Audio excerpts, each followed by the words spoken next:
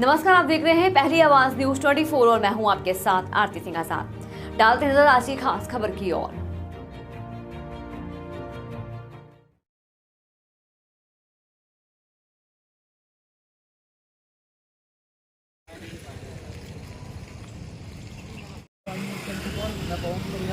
आज हमारे साथ में बदलानी सैयद जी हैं, उन्होंने ईडी का पुतला दहन किया है। जानते हैं जो ईडी का पुतला दहन किया है, उनसे जानते हैं आज जी क्या कारण है आपने जो ईडी का पुतला दहन किया है? देखिए, ईडी साहब का पुतला दहन करने के बहुत सारे कारण हैं, जिसमें कुछ महत्वपूर्ण कारण ऐसे हैं कि मजदूरों की एक अवैध कटौती हो रही है 2020 से 1600 रुपये की सैलरी से, जो संविदा कर्मी है। तो संविदा कर्मचारियों को 1600 रुपये कट रहा है, रेगुलर एम्प्लॉयों के कटे, उनके पैसे एरियर्स के साथ मिल गए, पर हमारे मजदूरों को नहीं मिले। वो आज तक नहीं मिले। उसके लिए मैंने धरना किया, आपका क्या साध्वी जी आई, अभी बीजेपी पूरी ऊपर से नीचे तक है। बीजेपी कोई क्वेश्चन नहीं करती, बीएचएल से बीएचएल अपनी मनमानी करती है, और ईडी साहब जो हैं वो बिल्कुल ध्यान नहीं रख रहे हैं बीएचएल में क्या हो रहा है। अब मजदूरों में अवैध कटौती हो रही है 1600 की, पहली चीज़। दूसरी चीज़, इनके जो वर्क कॉन्ट्रैक्ट वाले हैं लड़के, उनकी उंगलियां कट जाती है, क्या क्या कट जाता है, कोई कुछ भी क्लेम नहीं मिलता है। तो मेरा कहना है कि ईडी साहब थोड़ा सा जागे, अपनी आंखें खोलें और क्षेत्र पे ध्यान दें। बीएचएल क्षेत्र जो उनका है, जिसके वो एक तरीके से बहुत प्रभारी हैं। और पुतला दहन करने का एक सबसे बड़ा जो रीजन है वो ये है कि संविदा कर्मचारियों की तनख्वाह जो होनी चाहिए 35,000, वो मात्र इनके 16, 17, 18,000 रुपये है। तो मेरा ये एक बहुत बड़ा मुद्दा है कि संविदा कर्मचारियों की कम से कम आप तनख्वाह 35,000 तो करिए। इसीलिए मैंने पुतला दहन किया है आज। क्या मांग है आपकी? हमारी मांग है जो 1600 की अवैध कटौती कर रही है वो इनके खाते में तुरंत दिया जाए, जिसके लिए मैं काफ़ी समय से स्ट्रगल कर रही हूँ। 10-11 महीने हो गए, पर इस पर कोई कार्रवाई नहीं हो पा रही है, पहली चीज़। दूसरी, मेरा मानना है कि संविदा कर्मचारियों को आप वेतन जो है 35,000 रुपये दीजिए।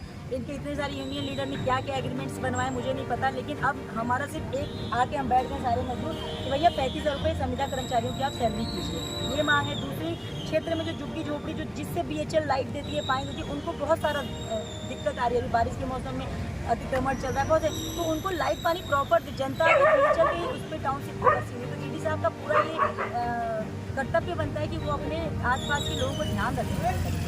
आप तो यहाँ परमिशन भी दे दीजिए कि पुतला दहन चलाने की? बिल्कुल नहीं, मुझे किसी भी चीज़ की परमिशन दे ही नहीं रही है। प्रशासन और क्षेत्रीय विधायक दोनों मिल के, और एक श्रद्धा जी हैं, कोई मैडम बैठती हैं, क्या है मुझे नहीं पता, वो शायद परमिशन डिपार्टमेंट में, उनका मेरे से पता नहीं क्या टेंशन है। वो मेरे को कोई परमिशन नहीं दे रही है। बल्कि एक बार बीच में मेरी बात हुई थी कुछ महीनों पहले, तो उन्हें बोला तो तुम कोई पार्टी ज्वाइन करो तब तुम्हें परमिशन मिलेगा। क्यों पार्टी ज्वाइन करूँ मैं?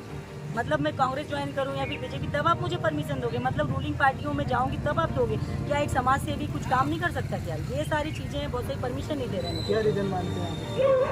शायद मैं सच को उजागर कर रही हूँ लोगों के सामने, लोगों के साथ हो रहे शोषण को बता रही हूँ, जबकि सभी को पता है कि मजदूर वर्ग के साथ अत्यंत शोषण हो रहा है, पर फिर भी कोई नेता, वरिष्ठ नेता हाथ नहीं डालते। इसमें पता नहीं क्या है, इसमें दोहन करते हैं। क्या गुजारिश करेंगे आप सरकार से मैं गुजारिश करूंगी, जो बहना लाडली बहना योजना बढ़ाए जा रहे हैं, उसको न बढ़ाते हुए जो मजदूर वर्ग काम कर रहा है उसको पैसा आप बढ़ा के दीजिए, उसकी सैलरी पे ध्यान दीजिए। महिलाओं को अगर आपको सशक्त बनाना है तो उन्हें रोजगार दे के आप पैसे दीजिए, उन्हें फ्री में पैसे मत दीजिए। मैंने कहीं पढ़ा था देश में सिर्फ 3 चीज़ें फ्री होनी चाहिए, न्याय, शिक्षा और स्वास्थ्य। तो आप इन तीनों चीज़ों पे बस वर्कआउट करिए। बाकी किसी को आप फ्री में पैसे दे रहे हैं तो देश कमजोर बन रहा है और गरीबी की तरफ जा रहा है। आपको बिल्कुल पैसे नहीं देने चाहिए। मेरी सरकार से गुजारिश है कि आप जो लाडली बहन। फिलहाल इतना ही, कल फिर हाजिर होंगे एक और बड़ी खबर के साथ। तब तक के लिए बने रहे हमारे साथ और देखते रहें पहली आवाज न्यूज 24। नमस्कार।